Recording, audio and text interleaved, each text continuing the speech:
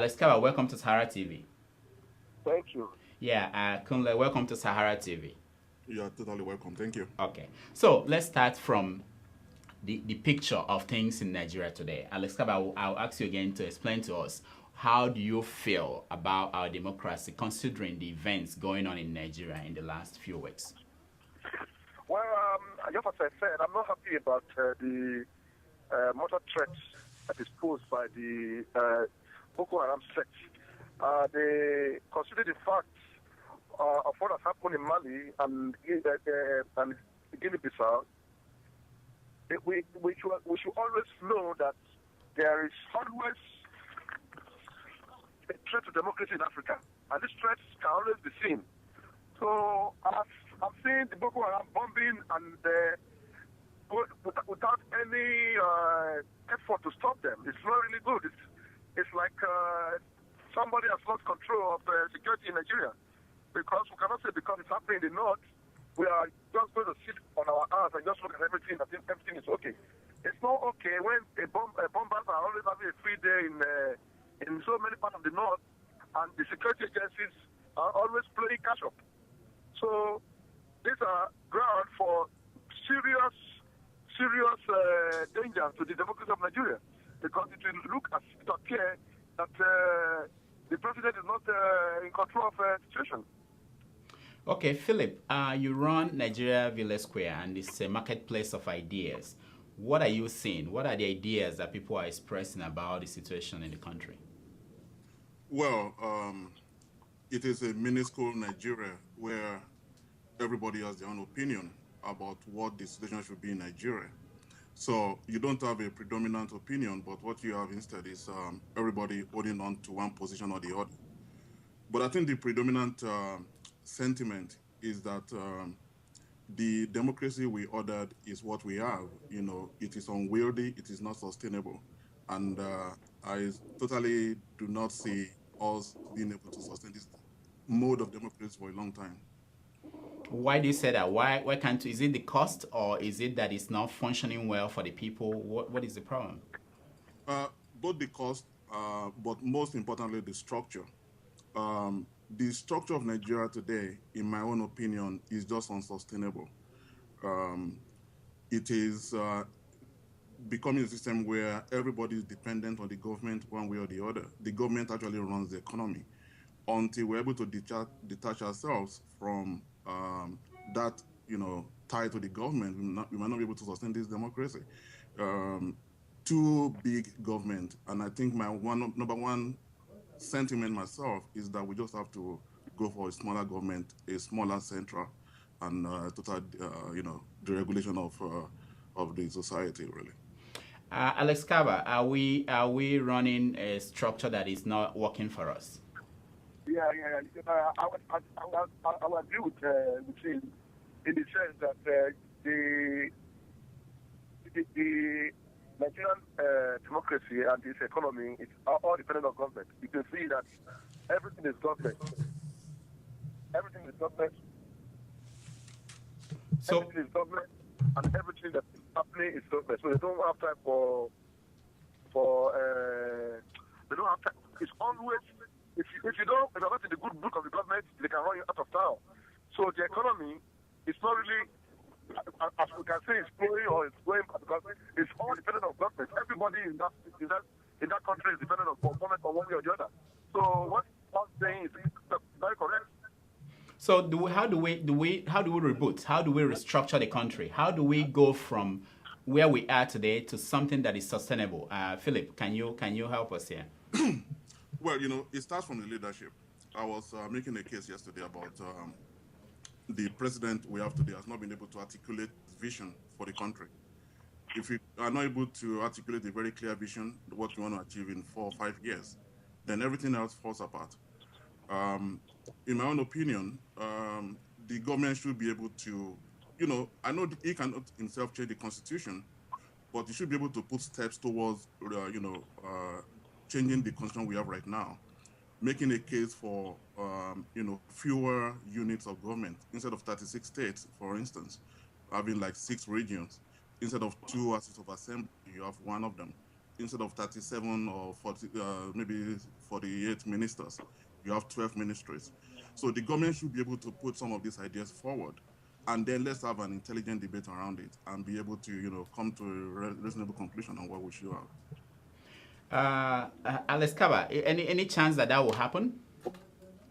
Well, I don't know because I don't think so. I don't think so because you really have to know what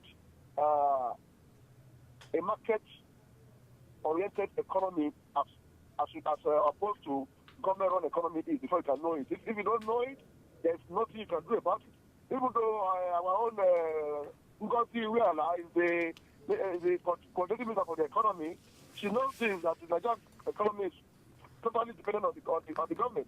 That the private sector is kind of attached to the government control of the economy. So I don't know what I'm going to say now to tell you that they don't know what a market-driven economy is. According to Iweala knows, but she's from New York, she's from Washington D.C. and the World Bank. She should know how the American economy is run. It's not run by one government saying don't place adverts in the nation newspaper, and then every newspaper will just go and every government agency will just go and agree with it. Or for the Punch, don't place adverts in the Punch. That is the classic example of how government run the economy in Nigeria. Look at what happened to Nest. Nest was a private newspaper that came on board Nigeria to come and help the Nigerian economy, but the government destroyed it by saying nobody should place adverts in it. So because there was no organized private sector, the newspaper died. So that is one more danger that we have in Nigeria, but people don't know. A government should not be able to determine that a newspaper should not survive because it's opposed to it or it's an independent organ. But if everybody depends on government, it's going to continue to happen. And it should also be one of the weaknesses of our democracy. All right, let's look at the micro level. Some people say that what is going on today at the House Committee looking into the capital markets is a good example of how Nigeria works. We saw what happened this week where Mrs. Aruma Ote, who is the head of the Stock Exchange Commission, came in conflict with the former Nigerian Stock Exchange woman who was Mrs. Ndio Kereke Onyuke. Now, there were accusations about mismanagement of funds. What does that say about how we manage our economy, Philip? I think the development of this week has been very positive. That is what democracy should be all about, where you have freedom of information, we are exposed to what is happening. 4 or 5 years ago, we would not have had this situation where we're having live, broadcast of what is happening in the House of Reps. So I think this should continue as far as the Security Exchange Commission goes. Let us continue to hear what is happening. Don't let everything be swept under the carpet, so we can see where this is heading to. I think this is a very good development. I don't know where it's heading to, but I'm intrigued and following this situation very well. Alex Kabba, we see these things, revolutions, corruption everywhere. What should happen? I mean, is there enough that we're seeing it and nobody is doing anything about it? Like the probe on that was recently done by the House about the oil subsidy. We heard about companies that they were stealing money essentially from the government. What are we, the people, what are they supposed to be doing? How are we going to move from seeing what is happening to doing something about it? First of all, let me just tell you how it is. This oil subsidy probe and where all this money, all this so-called subsidy money were going, you have to look at two factors. One, who were the principal factors? Who are the people, let me call personalities, who were collecting this money? And number two, what are the relationship with the presidency? I will tell you that subsidy probe report may not go anywhere, because if you look at it, you will realize that many of these people who have benefited from it, they come and use this money and they large sum for the presidency, the election prospect. So, you see, it's very difficult for people to prove themselves. So they're just going to be sacred cows, because I know that many of these people that are the friends of the president, friend of the presidency, they are neck deep in this scandal. So if they come out and tell you that all the money they were collecting, they used to help re-elect President Jonathan or to re-elect the governor. So you see, they have strength, they have places. So there won't be any way to go and probe for people. They will just hear it in the press that billions were spent, and because of the fact that they are well connected, you will not see anybody coming to face a judge in the nearest future, because people who are involved are people who are in power. So I'm not sure that the EFCC is strong enough to come and say, okay, we're going to probe this into the last minute and bring them to justice, when they know that the people who are involved will occupy political power in Nigeria. So Lamont, the new SEC chairman, I know he's a very good man. He has a good intention for Nigeria. But is he going to come and say some of the friends of the president who are involved in this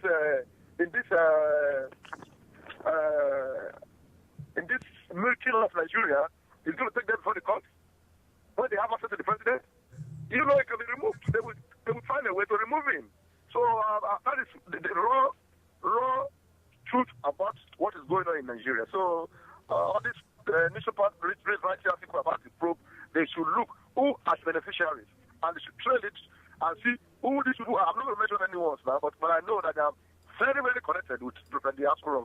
So that's where you have the big problem in this subsidy problem.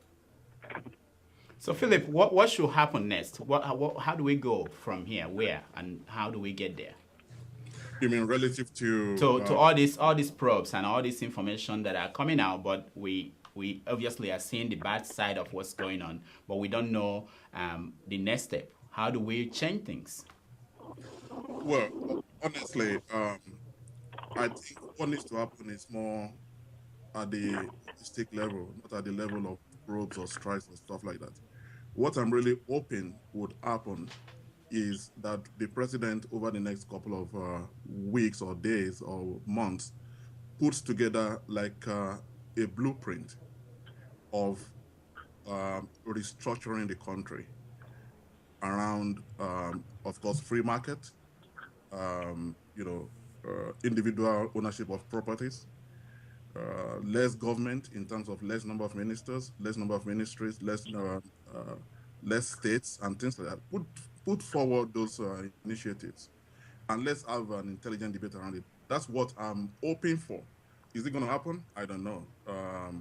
But that's what I would hope will be for the next steps that we keep agitating for. Now, look at this. Listen to these statistics. In South Africa, the ratio of doctors to patients is 1 to 650. In Cuba, is 1 to 165. In the United States, it's 1 to 358. In Nigeria, it's 1 to 6,000. Now, the United Nations and the World Health Organization, they recommended 1 to 1,000. Now, knowing this, we know that this week, the Lagos State Governor sacked 788 doctors, and they tried to hire 373. What does that say about the healthcare system in Nigeria when the governor of a state could sack all the doctors, government doctors in the state, where you have over 8 million patients, potential patients? Philip? The healthcare system is totally broken in Nigeria. What we should be looking up to is the Cuban system. The Cuban system is totally, socialized, but it works. It works because the government sort of mandates the doctors to do certain basic, provide certain basic level of, health to their citizens. But in Nigeria, all the doctors reported for the United States, many of them are Nigerians. Many of the doctors in Europe and other places are Nigerians as well. So we need to have a structure in place that not only put a number of people in school for medical schools and things like that, but also mandate doctors to provide certain basic levels of health. Of course, the government will provide all the infrastructure for that, but we need to have all those building blocks in place. Otherwise, we continue to have brain drain. Nigerians are very good doctors, and they continue to get attractive offers elsewhere. And this problem would just continue until we put some mandates in place, so to speak, to provide healthcare system for our students. Mr. Kabba, we heard that the governor fired the doctors, and this week they are being kicked out of their residences. So what does that say about the governor, who many people think is progressive? You have to realize that in the case of the doctors, what led to their strike, and why were they not even willing to even discuss anything with the government? You know, and this is one thing about doctors. Medical doctors are not taxi drivers. They are more very sensitive position where they are going to strike to be a really well thought out action. So I don't know. In this situation now, we have to look at it, the totality of everybody from their own patients whom they abandoned for a long time, and what they are fighting for. So I think they should have more dialogue before going on this strike, because who knows how many people have died during this long strike. So on this one, I'm confused. I don't know how to go about it, because both sides they claim to have a point, but we have to look at the side of the patient too. And you know, I have to agree with Mr. Kabba on that one. In this situation, there's not going to be any winners. The doctors are, you know, not winning anything here.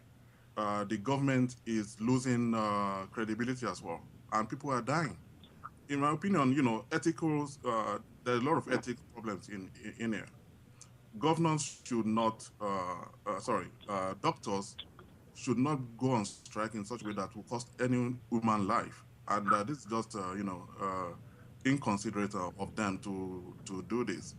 So in a way, I support the governor. You know, you have to do something else. You have to recruit new people if you are going to be losing patients in the hospital. So there's no winner here in any case. I think the doctor should go back and find a way to negotiate better instead of going on strike. Okay, this week again, we also heard that the Nigerian Judicial Council recalled the sacked president of the appeals court, Justice Ayo Salami.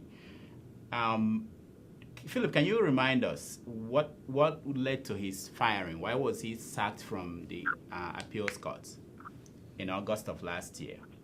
From what I recall, I think he was supposed to go to Sokoto State to anoint somebody as the governor of that state, and he refused to do that. He refused to play to the whims of PDP, and he was, he was kicked out. So to me, that's the best news of this week, that the Nigerian Judicial Council had the, courage to recall him. And you can see how deep the rot is in the country, because it was a split decision. It was, I understand, 10 votes for and 8 votes against. Is that not indicative of the problem we have in the country? Who are those 8 people that voted against what is totally unconscionable? So to me, that's the best news of the week, having that guy back in the Judicial Council. And I think President Jonathan should not hesitate to reinstate him as the president of the Court of Appeal. Mr. Kabba, what is really going on here? Why is this happening? Yeah, of course. I think it missed out one thing, which is the fact that the former Chief Justice of Nigeria wanted to arrest the judgment of the governorship election in the governorship election tribunal in Sokoto State, and there were, according to the eminent jurist Salami, he said that he tried to interfere in the process when his office was not even involved. He's not to be involved in it. So now it brought it to the public, and of course the Chief Justice petitioned the Judicial Council, and that council said that it should be Justice Salami should apologize for him, and he refused. For that reason, the council suspended him. And now, having reviewed everything, I found that all those allegations that he kind of influenced the judgment in Kiti and Mashu State found to be bogus, that they are not true. And the council has absorbed Justice Salami of any wrongdoing. And that's why he has been recalled. And we call on the president to strictly to put reinstate this very, very upright judge to his position as the president of Court of Appeal, so that we can even have what is called democracy in Nigeria that works. Now, the news coming out from Nigeria, it looks like finally there might be a dialogue with the government, between the government and Boko Haram. Philip, do you think that will work, and are you looking forward to that as a solution to what has been a very, very horrible security situation in the country? Well, if it would arrest the killings in the short term, yes. If the U.S. government can be talking to Taliban in Afghanistan, I don't see why they cannot talk. When Nigeria cannot talk to Boko Haram in Nigeria, not one life needs to die anymore, because of all these killings. So if it would arrest the bombings and all that in the short term, yeah, let's go for it. But of course, the problem of Boko Haram is not a short-term problem. It's a long-term one. It's a problem that built up over 40 years of lack of education, lack of opportunities for northerners. So I think every means should be deployed.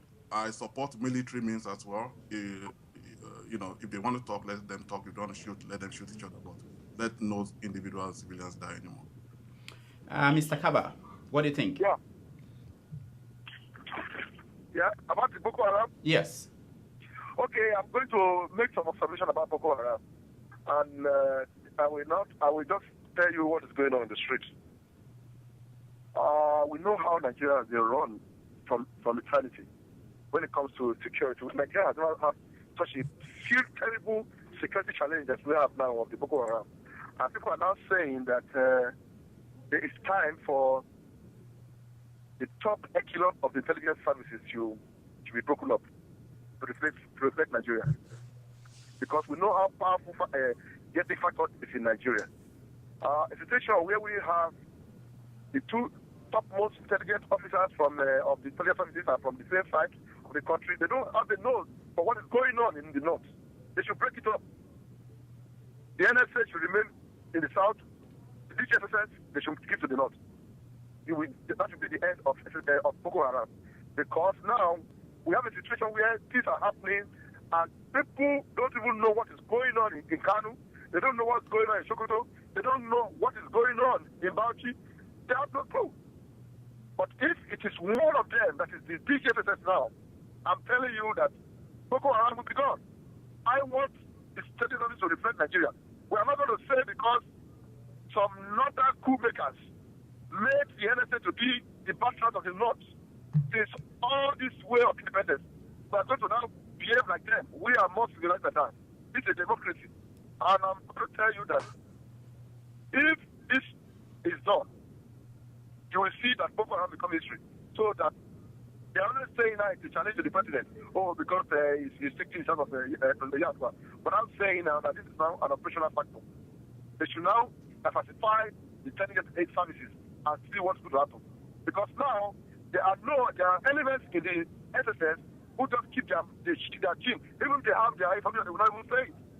So I want them to diversify the top positions and see what happens. Okay, we will soon open it up so that we can take some few calls from our viewers. But I'll come to you, Philip. Yeah, our viewers will soon take some calls from you so that you can join this conversation with Philip Adekunle from NigeriaVillage Square and Alex Kabba, who is the editor-in-chief and publisher of African Abroad newspaper. Okay, Philip, you wanted to say something? Yes, I wanted to say that I mentioned loose federation earlier on. And that could be another potential solution to this Boko Haram threat.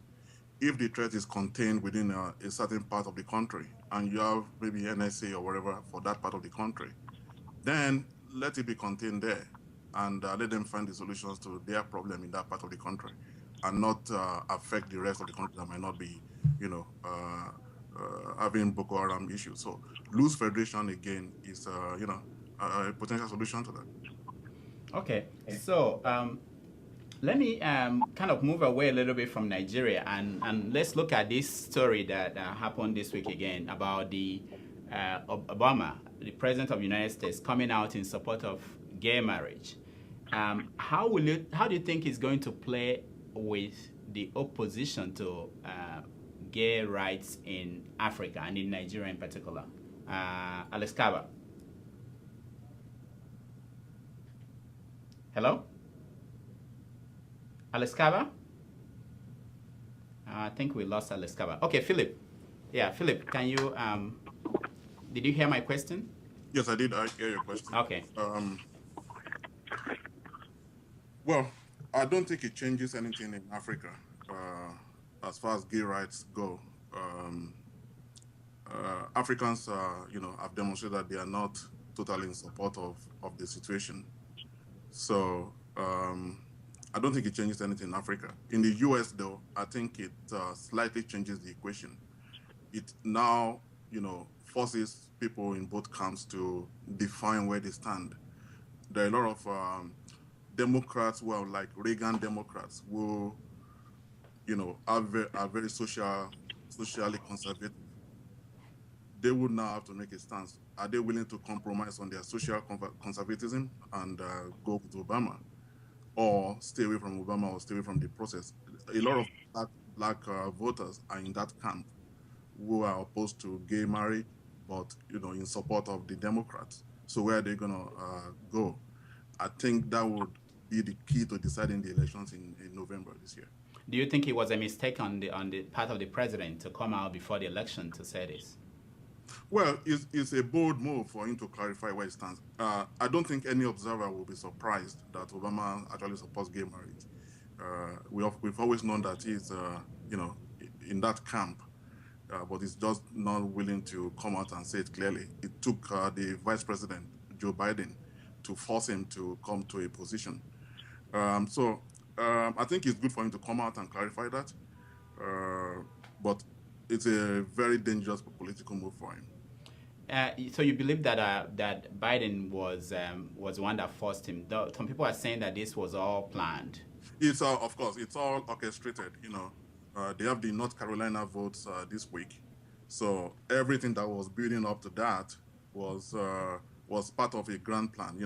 Before Obama came out of his closet, so to speak, you have Biden Biden being the topmost Catholic person in the administration, needed to come out first to sort of soften the blow a little bit, and then you have Obama himself coming out.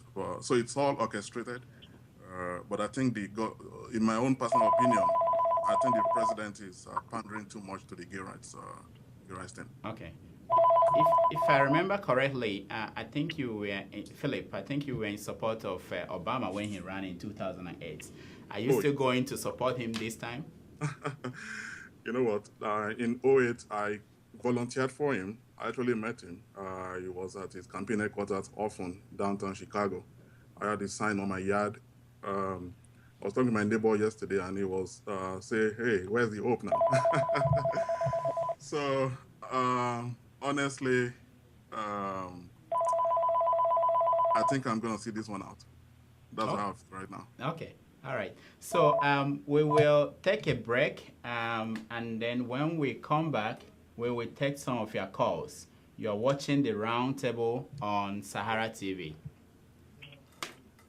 Welcome back to Sahara TV. This is the Roundtable, where we have our experts help us to understand the news, making the big news of the day. We have from Chicago Mr. Philip Adekunle, who is the publisher of NigeriaVillage Square. And we have also Mr. Alex Kabba, who is the publisher and owner of African Abroad newspaper. And before we went on break, we were talking about this week's news that the president, Obama, here in America, came out in support of gay marriage. We wanted to find out if he has any implication for countries like Nigeria. In this segment, we try to get some of the callers, some of your calls, so that we can join the discussion. Mr. Alex Kabba, can you please tell us what you think is the wider implication of Obama's action? Well, the wider implication of Obama's action is a political calculation anyway, to rally the base, that is his liberal base, who are very fired up over gay marriage. And I think it's a good calculation, because it will make them to be more committed and make them more think that they have a stake in the November presidential election in the U.S. anyway, those who are opposed to gay marriage anyway are not going to vote for the religious right. They are not going to vote for Obama anyway, because many of the states in the southern states have already enacted laws that say that marriage should be between a man and a woman. So they are not even going to vote for Obama anyway, all the southern states. So it's a political conclusion meant to ginger the base to be more interested in Obama's election. I think it's fraught with risk, but I think it's a well-taken risk. Now, have you heard from your viewers? Are they? What is the reaction of people who read your newspaper or people that you are in touch with? Of course, you know that a gay marriage in the political among Africans is an anathema. It's not something that any Nigerian, any African will be interested in. We are not interested in gay marriage. But what are the alternatives? What are the alternatives? Are they going to go and is it the airport with Robbie? So I don't think it's going to hurt him among even the African Americans who are largely democratic. It's not going to hurt him one way or the other because the other side, that is the alternative, is worse than death, which is the Republican. Yeah. They don't hide their racism and overt racism and covert racism towards the black race or black man, wherever they are. So I think it's not going to hurt him among the days. Okay, Mr. Kabba, let's talk to. We have a guest who joined us. Samuel Idowu Olukade. Hello. Hello. Yeah, hello. I'm hearing you. Yeah, welcome to Sahara TV. Can you hear us, Samuel? Okay, I think he can hear us. So so we are discussing. We've had a lot of talks about several topics, including the recall by the Nigerian Judicial Council of Justice Ayo Salami. We also talked about the Lagos State sacked governors, sacked doctors. So we urge our viewers to join us in this conversation. And we have Philip Adekunle and Alex Kabba who have been talking about these things. Hello, Lufemi. How are you? Yeah, good. Welcome to Sahara TV. Thank you very much. Okay, so what do you want to say? What do you want to contribute to what we've been discussing? Yeah, I think I would like to start with the Obama's gay issue. Okay. First of all, I would like to advise Mr. Adekunle not to sit it out. Because what is at stake in this election is more than... should encourage, as a matter of fact, should encourage everyone to take a stand. Okay. Personally, I'm against gay marriage, but I also feel that Obama needed to get his base engaged. And also, this country is a country of laws and order. He can't be the president of the United States and be telling some people not to be who they have chosen to be. So I think it was in between a hard rock and an ocean. Now let me stop you there. Let's go to Philip. Philip, are you buying he's suggesting that you shouldn't see this one out, that you should be involved? Do you think you have the right to sit it out if you want to? Oh yes, I'm going to sit it out. As Obama has the right to evolve his opinion, I have the right to evolve my vote. Mr. Kayode, I believe. Okay, the point is this. I'm not opposed to, equal rights for gay people. That's totally fine. But the institution of marriage itself, the definition of marriage is a totally different thing. I don't mind civil unions. I don't mind people, living together as partners and having the same kind of rights. But when you define what they call marriage, you know what I mean? To me, it is a man and a woman. That's what it is. So if Obama wants to push that agenda of marriage becoming anything that, then I can just marry my dog and say I have equal rights as that, I'm totally opposed to gay marriage. All right, Philip, let's hold it there. Wait, Olufemi, wait, hold on. Let's hear from somebody else that joined us. Omorui, hello. Yeah, hi. Yeah, hi. So what do you want to say about this? For me, I think that we should be conscious the way we talk about this, because I think Obama, if you read in between the lines, Obama never supported gay marriage. Because I say this consciously because of the statement he said that along the line, he started making friends who were gay, he saw people close to him, and don't also forget that Vice President Biden already made a public statement. So as a president, he should align his position with his campaign team. Ordinarily, we can't compare what's happening in the United States with what is happening in Nigeria, because this is a different ballgame. Like Nancy has talked about, I think is right, because this is a country of rights. Everyone has rights. And I mean, the United States is a distinct country globally, because even if you want to do whatever you want to do, you have right to do that. Not even the president can stop you. I think that's what I wanted to just mention. All right, thank you. Also, Olufemi, do you have anything to add? Oh, sure, definitely. Like I was saying before you asked Mr. Adekunle to respond to my comment, I did say that there are so many things that are at stake in this election. And again, I still want to appeal to Mr. Adekunle. I'm not saying you should vote for Mr. Obama, but I'm saying you should get involved, because we have a candidate now that is saying that is doggedly committed to repealing the health care that Obama passed, and this is a program that is going to bring 30 million people close to having insurance. And I know a lot of Nigerians. As a matter of fact, I would say 70% of Nigerians living in this country cannot afford health insurance. So are you saying that it would be better for you to sit out and allow those people to continue to live without insurance than getting involved and just letting Obama do his things? You know, Obama has his own wife. He does have his own children. And everybody has to make up their mind at a point. I'm sure you have made up your mind. I've made up my own mind. I live in Minnesota. Gay marriage is going to be on ballot in November. As a matter of fact, I can never vote for it, but that will not stop me from voting for Barack Obama, because I know so many things are at stake. Look at food stamp. The House passed a bill yesterday that is going to cut about 20 million people out of food stamp.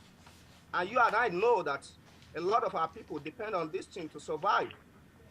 You understand me? So, okay. Let me stop you there. Let's go to Alex Kabba. I want to ask him. I heard that this is a distraction, according to people on the right, that this is a distraction from the issue of jobs in America. Now, is this going to be a distraction for us here, that we are not talking about Nigeria, that we are now talking about what's going on in America and the gay rights? Oh, it's part of the whole thing. It's part of the whole discussion. No, this question is for Alex Kabba. Alex Kabba, are you here? Are you with us? Yeah, I am hearing you. Okay, all right. So I want you to refocus us back to Nigeria and all the issues we've talked about. What should our people be concerned about today? Yeah, well, I will say it's a distraction. So long as you get the job done, which is the election of President Obama. So we are not going to be distracted. If it gets that, thank you. It doesn't make it get done, so be it. Oh, okay. So everybody has Hello? Yeah, no. Okay. All right. So let's go to back to Olufemi. Olufemi, what other concerns do you have today? Why did you hear our conversation about the Nigerian Judicial Council? Oh yeah, definitely. My position was very clear. I made it clear on my Facebook page when that issue came up. I was adamantly opposed to the removal of Justice Salami. Because it was very clear that what he did was the right cause. And in fact, we should be celebrating people like that in Nigeria. We should be celebrating people that are ready to put their career, their life, as a matter of fact, on the line to confront the status quo. You understand me? So I also hear about the other thing that you guys discussed. But the bottom line is there are too many people benefiting from the status quo in Nigeria.